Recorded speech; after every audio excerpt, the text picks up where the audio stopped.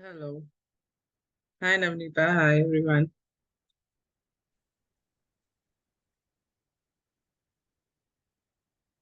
Yeah. Hi, Vidisha. You can run the presentation, right? Or you need me? My system is switching off, I think now. Can you hear me okay? Yeah. I can hear you well. இப்ப அது கிளீனா இருக்குதுன்னா அது வேற மாதிரி. நீ இப்ப தட்டுல சாப்பாடு போட்டனா அது என்ன செய்யும் தெரியுமா? Uh, s- if you can just keep your We're done.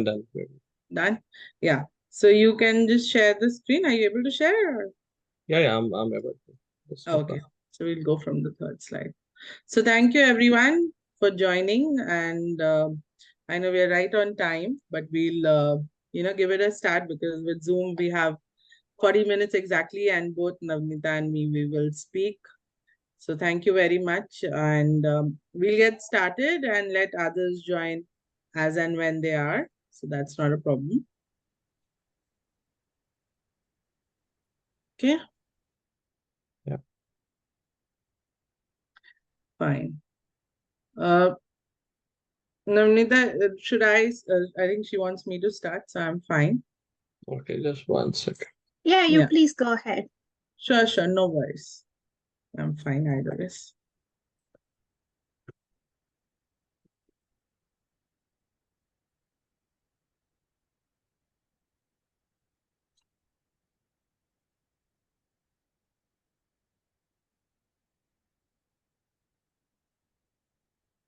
1 second. I'll share. Sure.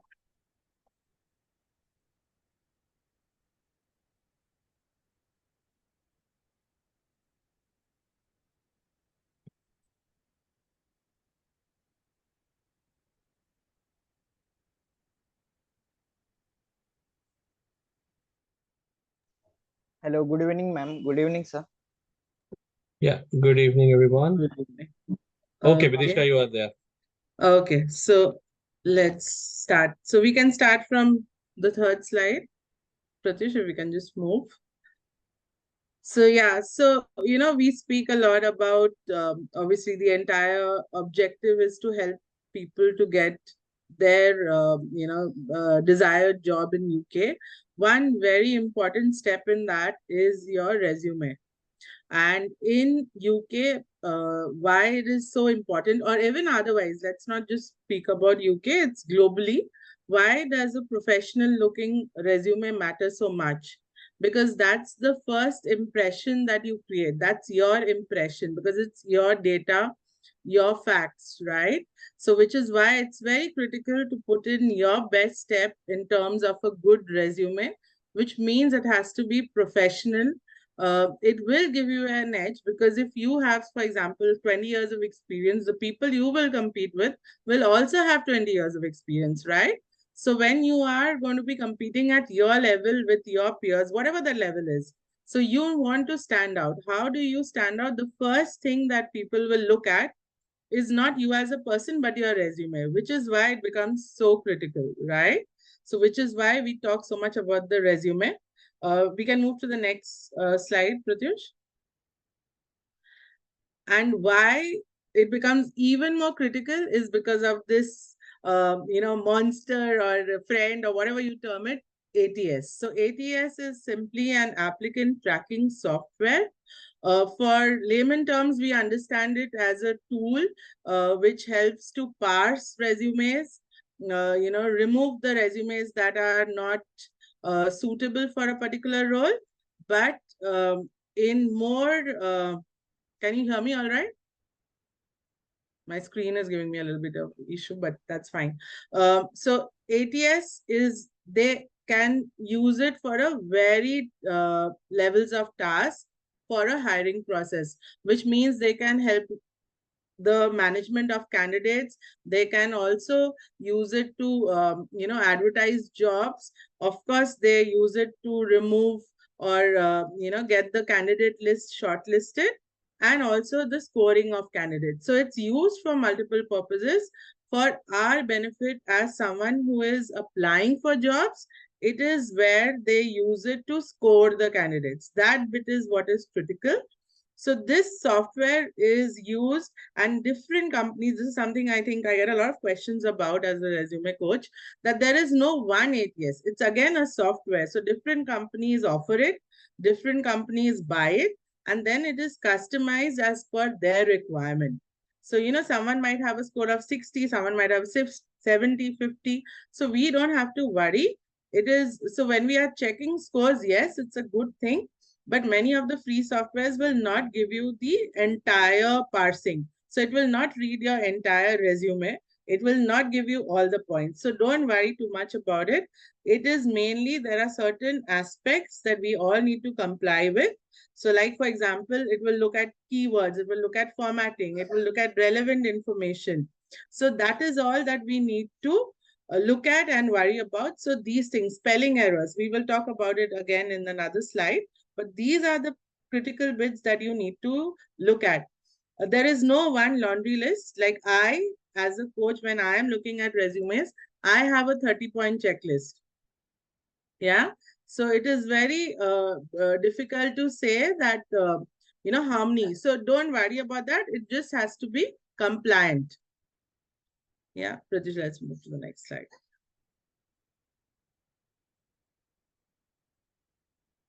My screen. Okay, so this is the ATS challenge. Like I was just mentioning, there are multiple aspects. The ones that we can tackle and we should, look at is that what happens is, if you're not compliant, then your resume does not even get to the recruiter. No physical eyes are looking at your resume. So that is why it becomes so critical that someone needs to look at it, right? So the ATS compliance becomes very, very critical in this scenario. So people have a lot of things, or it's not only missing, it can also be in a format that is not readable by the software. The software usually reads it top to below and left to right. So in case it is not able to read your information because either you've used the wrong color, like data in white, or there are boxes where the information is and it's not able to read, it will say that it is missing, right?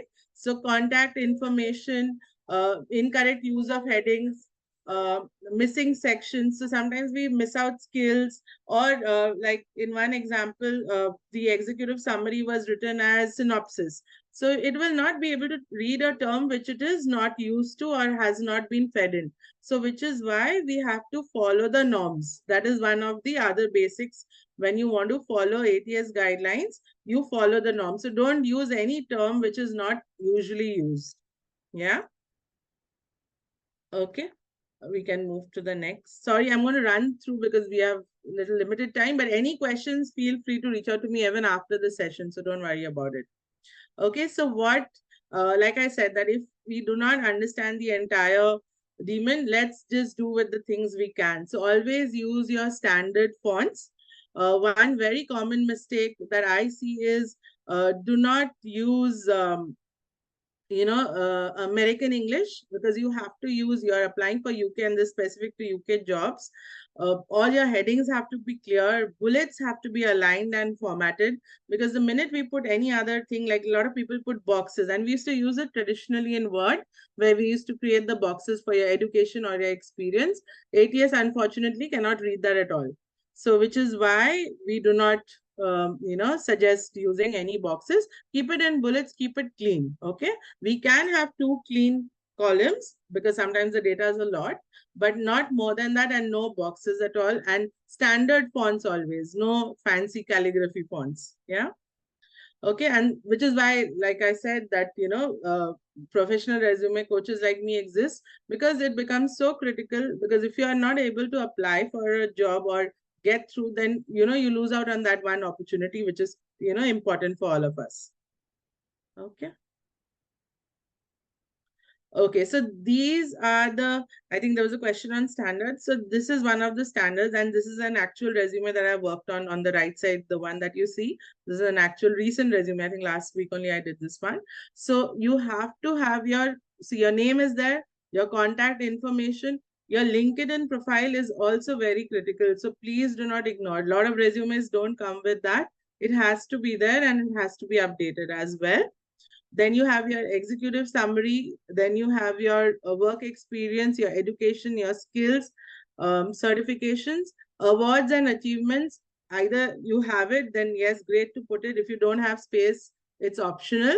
Reference is also optional because sometimes we don't have space. Like sometimes the resume itself is so, detailed and there's so much information, we are not able to fit it in 2 pages. So that time we have to cut something. So you have to make that choice very judiciously. It cannot be something that you will be marked negative for or points will be deducted. Okay, next slide, please.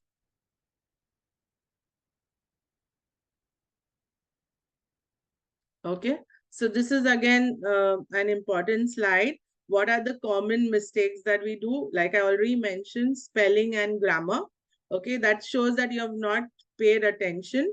Like yesterday also, someone quite senior sent their resume. I don't know if they have a call, but it did not. So it was written Bachelor of Computer Science, and the computer was spelled without the last R. So it just shows carelessness and it gives a very, very poor impression, right? Then a lot of questions come around length of CV, 1 to 2 pages max. Never go beyond that unless it's like really impossible for us to shorten it. And keep it at the relevant information. Usually your last 5 years or 10 years is very critical. If you have a long 20-year plus career, then maybe last 10 years. If it's shorter, the last 5 years. So put focus there. Sometimes it is also there that some particular role is what you are aspiring for, or you know that there are more roles in demand, then put focus on that. Put your executive summary should be around it. Your focus on the experience bit also cover that at the, that should be the lengthiest because that's the one that you want them to focus on and pay attention to. Okay. And sentences should be very easy to read. We do not need to make it complex because remember also this, that the first recruiter who's going to physically read it is not necessarily a technical expert. So make it in a way that they are very sure that this is the right candidates, keywords, your experience, your skills. Okay. Like I had someone who had a paragraph on skills. You cannot have paras on skills. Skills has to be, bulleted and pointed down. Okay. So that they can easily match. So always think from the angle of the ATS software first and then the recruiter who's going to look at so many resumes. How do they find it easy to get through and read the relevant information? Okay. This is the last slide that I want to leave you with, that why you need professional help or why coaches like me are needed. It can be me, it can be someone else, that's fine, but you need, because do not underestimate. A lot of people lose out on opportunities and then they ask the question that, this was a best fit for me. I, tick all the boxes, but still I have not been called for an interview and I got the rejection. It is because your resume has not made it through. So no one has actually, been able to look at your resume and say, okay, this person has the skills, because your resume has not met the criteria. And they will use it. That software is to help them, reduce their load and give them, bandwidth to be able to sieve through so many resumes that they arrive. So which is why, if you need, then do seek that help.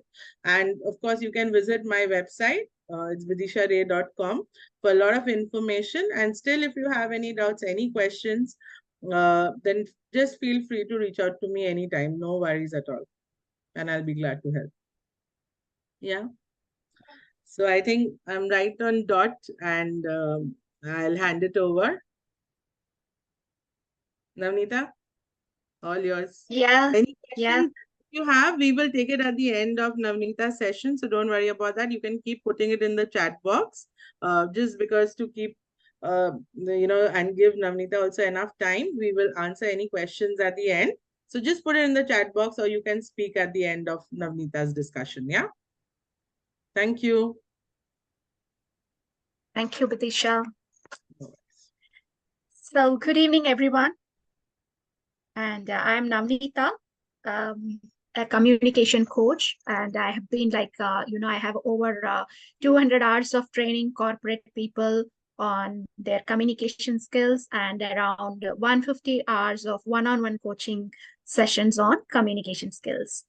Okay, so for the next few minutes, I'm going to talk about the effective communication in interviews, right? So now you have got your, CV ready, ATS complaint, everything all set, right? And you have got the call for the interview. Isn't that exciting to be in that phase? I could see smiles on your faces. So the next 60 to 90 minutes in that interview is what going to determine your success, isn't it? How many of you here have got the call for the interview but were unable to clear it for some reason? Can you can I see a show of hands?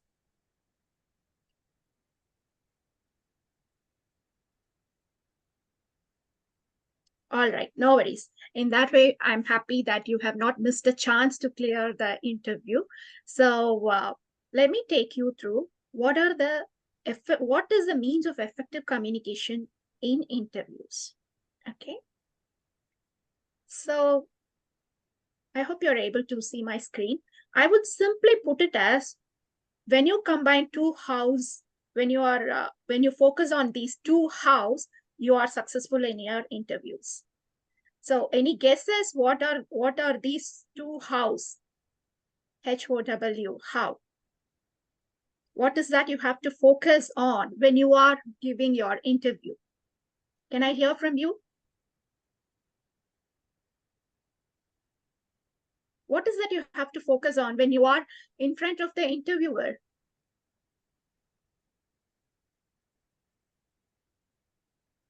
I think, Poonam, you're trying to answer, but you are on mute. Yeah, so need to be well versed with your own skills and experience that you can explain them, in a much better way or effective way rather. Yeah, you need to be well versed with your experience and you have to explain in an effective way. That is one how. You need to focus on how you're going to explain your experience. Having only the technical experience is not enough to clear the interview, right? So you have to convey it effectively. That is one how. And what is the other one? Any guesses? Let me show you. So it is how you carry yourself during the interview, plus how you tell your stories. That will result in the success of your interview, isn't it? Either one of this minus I cannot guarantee the success of your interview, because you might say your experience very well, but if your body language is going to show, if you're going to portray a negative body language, then obviously you're not going to be selected for the next round, or obviously you're not going to be given the offer. But you can carry yourself very well. You can portray a very positive body language. You can be confident in your speech. But if you don't tell your stories effectively, then also the chances are very minimal for getting selected in the interview, right? So let's see what is that you have to focus on in both these categories. So comportment. Comportment is a word for how you carry yourself during your interviews. The first and foremost is the nonverbal language, right? The nonverbal communication. How you stand up, how are you confident, how are you sitting in front of the interviewer? Everything matters, right? If you go and search, take the help of Google Uncle and see what are the top things that interviewers look for me, then the first and foremost thing will be your nonverbal language. Are you giving a positive body language when you are in an interview? And how is your eye contact? Are you, facing your interviewers directly on the eye, or are you like looking here and there when you're answering your questions? Yeah, I'm an NLP practitioner, and just by looking, like when you're looking on your left, then it has a specific meaning. Okay, then it means that you are trying to get the information from your memory. But when you're looking on the right, it is like you are framing something in your mind which may not be true. That is how eye contact is important. Okay, and your pace. How is your pace? Is it too slow or is it too fast? Everything matters, right? The interviewer has to follow what you are saying, right? And too slow is like the interviewer may lose interest in what you're telling. And you have to keep the attention of your interviewer. If you're going to be too slow, he will be like, okay, let me move on to the next question, right? Yeah. And your tone of voice. How is your tone of voice? Are you aggressive when you're answering your questions? Or is it assertive? Is it like, assertive tone? Not very, very mumbling in your mouth and not so loud and aggressive. Yeah, all this matters when you are in an interview.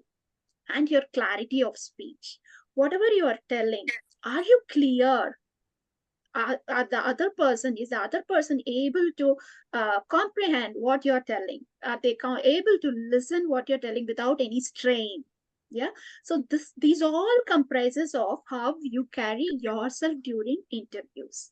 Okay. And the next thing is storytelling. Why do I say it is storytelling? Because interview is not a question and answer session, right? Interview is not at all a question. Oh, I'm sorry. I mistakenly stopped sharing my screen. I'll share it once again. So interview is not at all a question and answer session. You have to portray a picture on the interviewer's mind, isn't it? You have to portray why you are the right fit. You have to paint a picture on the interviewer's head, why you are the right fit and what is your experience.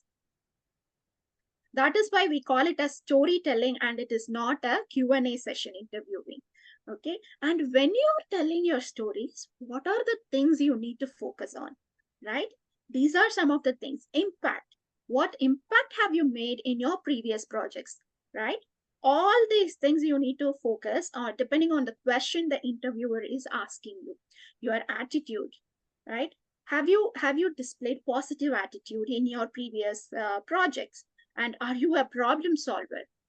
Are you a team player? How do you fit culturally into that organization?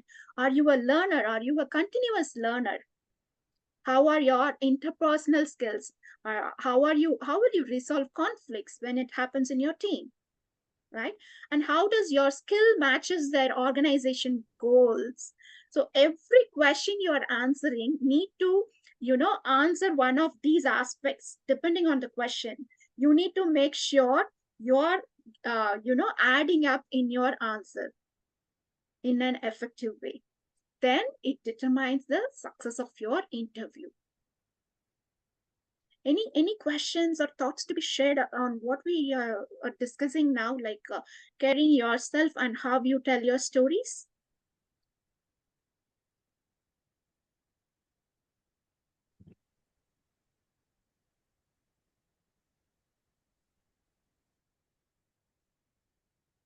And there is a Sorry, yeah. I have a question. Yeah. So can we tell our stories during the introduction round, like when they tell us the first question, ask us the first question, like tell me about yourself or your professional journey? Yeah. Or should we tell the stories while they ask us specific question, like a situational question? Yeah. Yeah. Thanks for that wonderful question, Poonam. So what do we mean by story here? Story is your experience for a particular situation. Okay. When you would have already prepared, like, tell me about yourself. For that, you would have prepared something, right? So there, just go with your preparation. And when they ask further questions, situational questions or competency-based questions, they have 9 or 10 different categories of questions they will ask you, like situational questions, competency-based questions, motivational questions, like that. So for each question, you will tell it in a way, you will not just answer it, you will put it in a way that in the form of a story, right? So there is a method also. I'm sure you would have all known, like STAR method, right? You should answer it in such a way that it paints a picture in the interviewer's mind.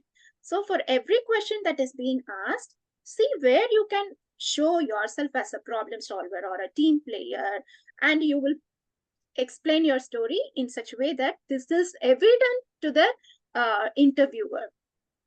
So where does all this starts? The preparation work starts even before your interview. You need to keep all this in your mind, and then you will prepare for your interview. All right. So communication, effective communication during the interview starts even before you go for the interview during your preparation time. Okay. And we can help you, in how you can curate your answers for different questions. And how are you, like, we can give feedback on how you stand in terms of your pace, tone of voice, and whether your story matches all these categories. Okay. And that is where we pitch in as a coach. So do you have any questions for me or Bidisha? The floor is open for questions now.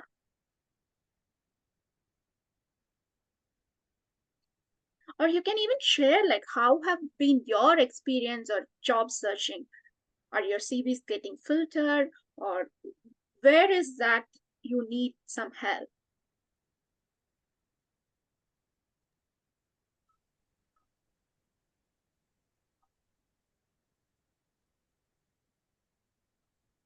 Hello, good evening, ma'am. Yeah. My name is Sanket Jadhav. I'm from Maharashtra. I'm born and brought up in rural area. So my English communication is very weak. So how can I clear interview for? I'm pursuing data science from Emerticus Institute. So how Okay. can I Okay. clear interview? Yeah, see, one is technical skills. Okay, we cannot say, well, if you can communicate very well, then you will be hired in the interview. That is wrong. You have to have your backup as a very good technical person. That is the first and foremost thing. Whatever job you're applying for, you have to be technically good. That is one thing. And then for communication, see, slang and your fluency in communication, all that comes to the next place. They will see whether you are an effective communicator, whether you can communicate what you think in your mind. Okay. So if you rehearse, if you practice what you're going to say, if the clarity in communication comes from the clarity in your thoughts. Okay. So if you're clear in what you're going to say, answer for a particular question, then you can easily clear the interview. That is where the preparation comes, and you need to know what type of questions they ask for a particular role. You need to analyze the company which you're going to get interviewed for, which you are applying for.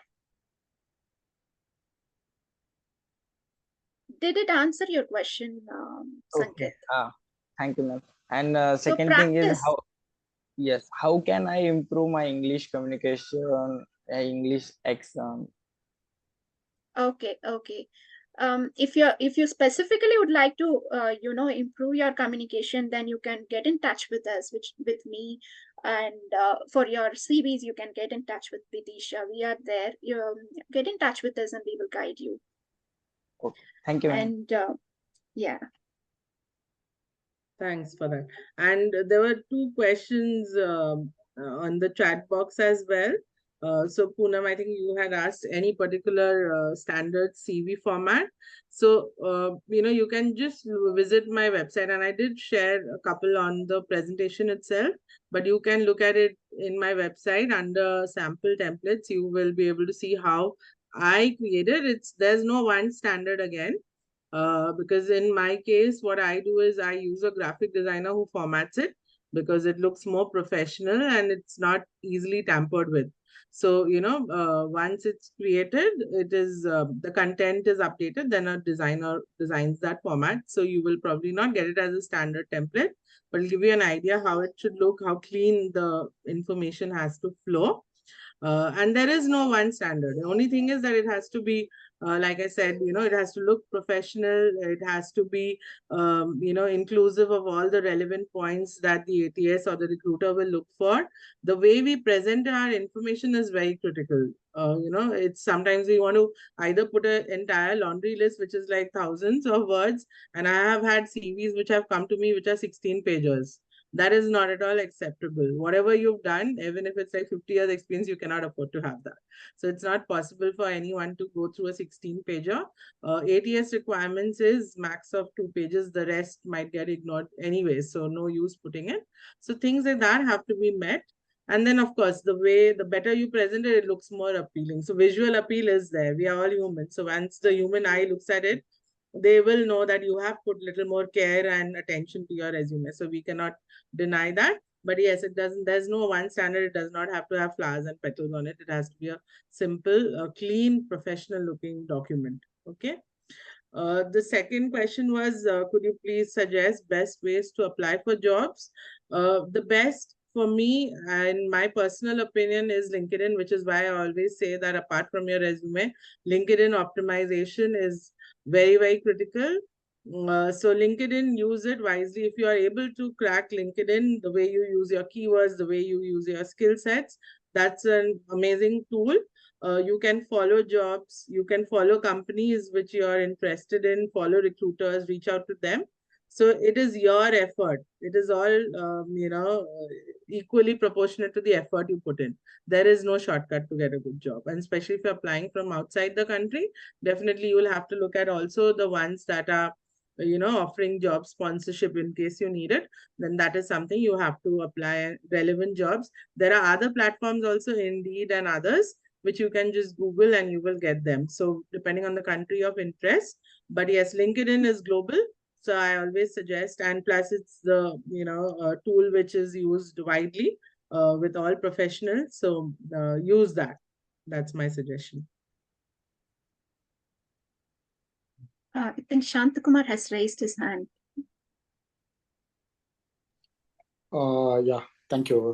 Thanks for the info. So actually, I just want to know that. So if I'm going to randomly apply for jobs in abroad, UK or US or German, so if I got selected, how do I trust and how do I transition between India to the other countries? So what are the way I have to confirm it whether there is genuine offer they have given to me? So in case if I'm going to That allowance, is it's fine, or else it's family. So how I should confirming on that? that question I don't think is a question that we can answer on this forum, and it's not in our purview.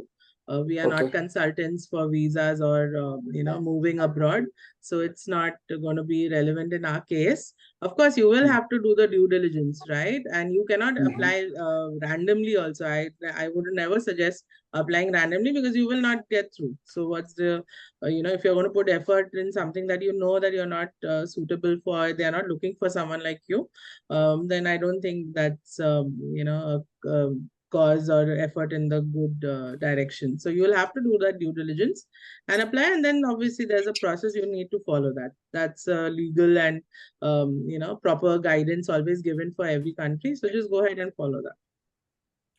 Vidisha, if I can add something here.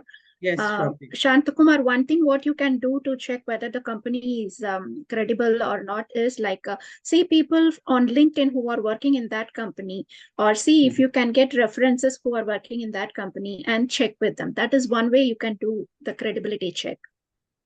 Okay.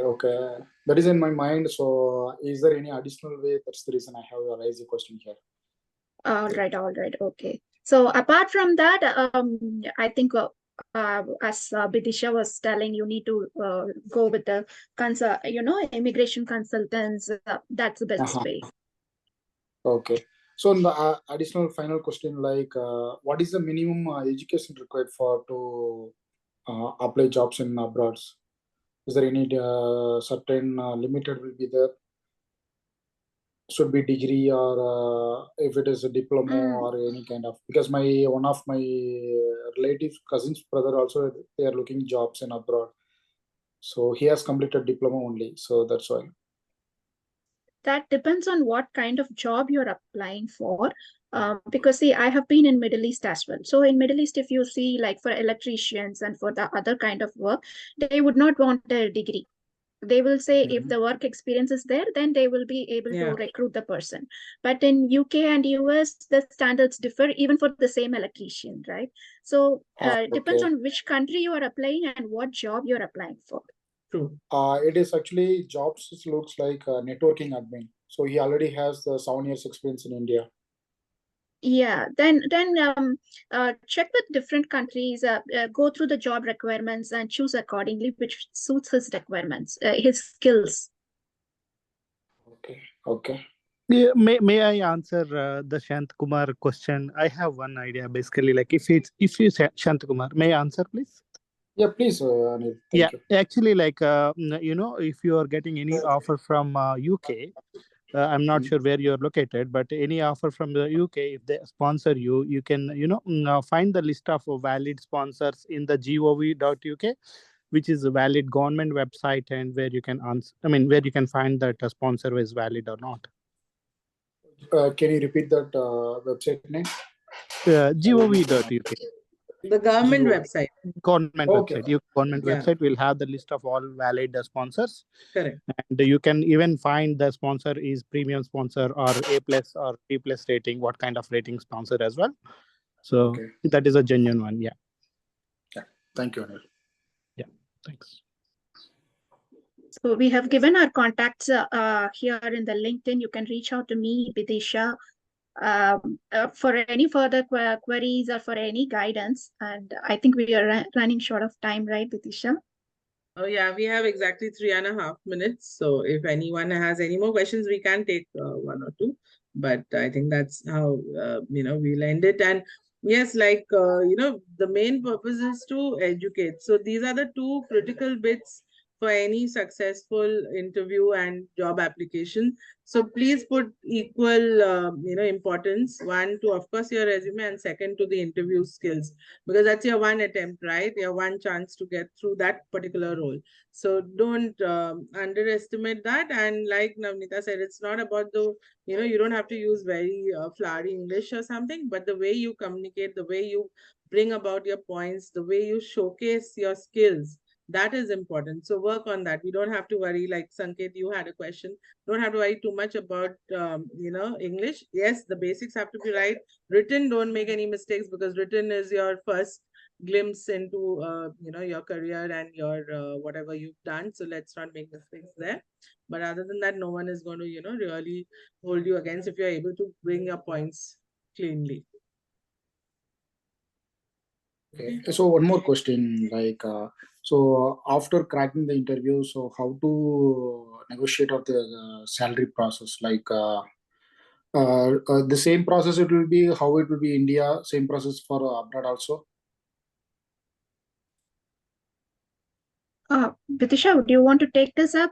I don't deal with the salary section, so unfortunately, I will not be able to, help you. But yes, you must, again, like everyone is trying to, inform you that you have to do your due diligence. You have to make sure it is something that you will be comfortable with, because like if you are looking at abroad, UK or any other European country also, it is not, easy to make a living. So you'll have to make the relevant cost understanding and what it means for you and your family. So you will have to do that. But again, it's not something. There is a standard, like for UK, there is a standard rate laid down by law. So you will get that. So no company can offer you less than that. But whether that particular salary is suitable for you, that's your call, and between you and the company totally. Okay. No, Yeah. it can be negotiable. It will be, we can ask them. So there is no issues on that. This is again Yeah, very yeah. company centric. So if a company has a fix, then I'm not too sure. But of course, like in every interview that you do, you will have, and depending on how much they need you as a candidate versus any others who have applied. So you'll have to always make that relevant decision and choice for yourself. Okay, and I think we are going to just, the call is going to end. So thank you everyone who's joined. If any further queries, do reach out to Navnita and me, and we would be glad to help. All the best. Wish you good luck. All the best, guys. Thank you, ma'am. Thank you. Thank you. Bye. Thank you. Bye. Bye bye. Thank you. Thank you. Thank you.